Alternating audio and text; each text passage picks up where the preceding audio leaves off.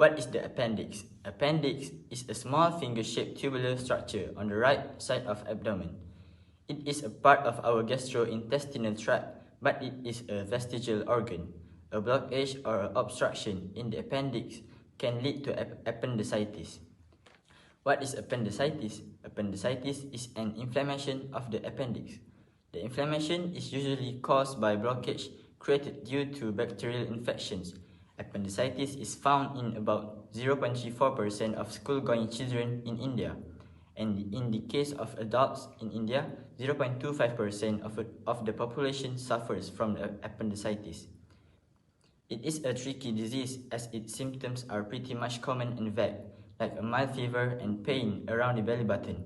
However, the chances are it might be neglected just as a stomachache and confused with gallbladder problems or urinary tract infection and gastritis, or masked with antibiotics. If left untreated, appendicitis is potentially life-threatening. Who gets it? Anyone can get it. It is most common between the age of 10 and 30. It is more common in males than females and can run in some families too. Appendicitis is diagnosed on the basis of the medical history of the patient and physical examination by the healthcare expert. Also, blood and urine tests along with x-rays can help diagnose appendicitis. There are several factors that contributing to appendicitis. First is appendix stone. Appendix stone is an output that dry up and turn into hard stone that then gets stuck in the opening of appendix. Since this stone carry up bacteria and can also trap other bacteria inside your appendix, they are likely to cause inflammation. The next causes that can contribute to appendicitis is lymphoid hyperplasia. The appendix contains lymphoid tissue, which is part of the immune system. Sometimes, the tissue can become enlarged due to an infection or inflammation elsewhere in the body.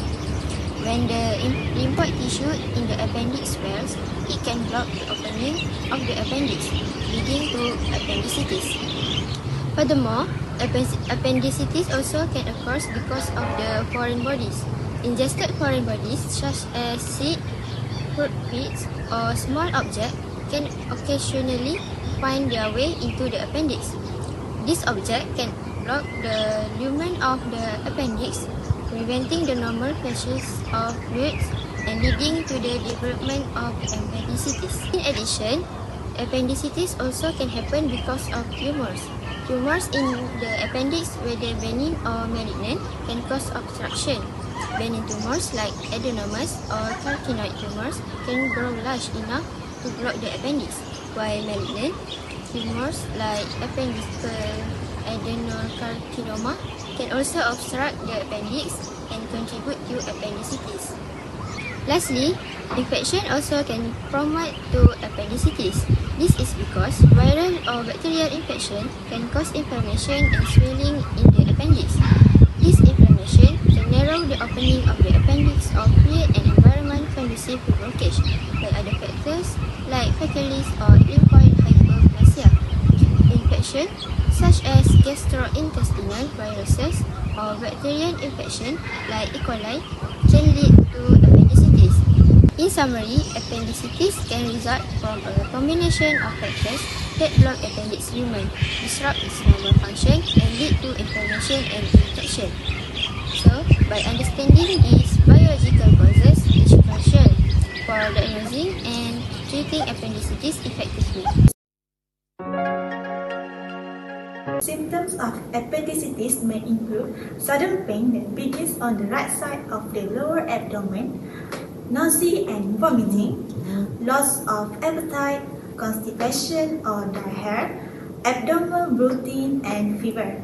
The site of the pain may vary depending on the age and the position of the appendix. In pregnancy, the pain may seem to come from the upper abdomen because the appendix is higher during pregnancy. Now let's check on recent statistics and data regarding appendicitis.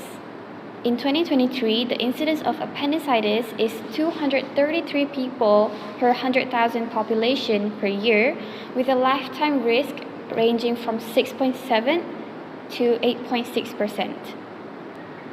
Appendicitis is the most common surgical emergency in Malaysia, especially in children, but can also present at any age. According to the latest WHO data published in 2020, appendicitis deaths in Malaysia reached 71 or 0.04% of total deaths in our country.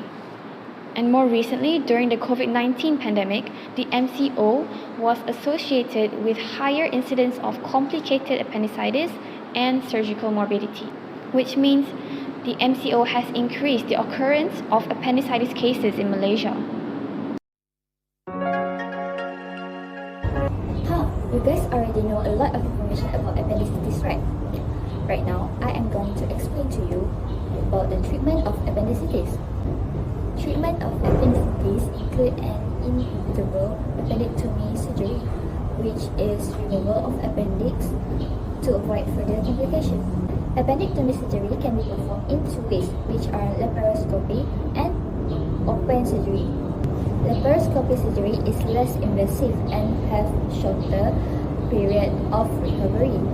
But if appendicitis has ruptured the appendix, open surgery is the only option. In extremely rare cases, if appendicitis has diagnosed at the primitive stage, it can be treated without surgery and only use antibiotics and liquid diet. There is no sure way to prevent this appendicitis to happen, but we might be able to have low risk of this to develop. We can eat more food rich of fiber, which are fruits, vegetables, beans, oatmeal, and other whole grains. Also, there's a food that we need to be avoid, which are processed food, junk foods, red meat that contains a lot of fats, and sugary foods. Thus, appendicitis can be cured at initial stage, and it is essential to get medical care quickly.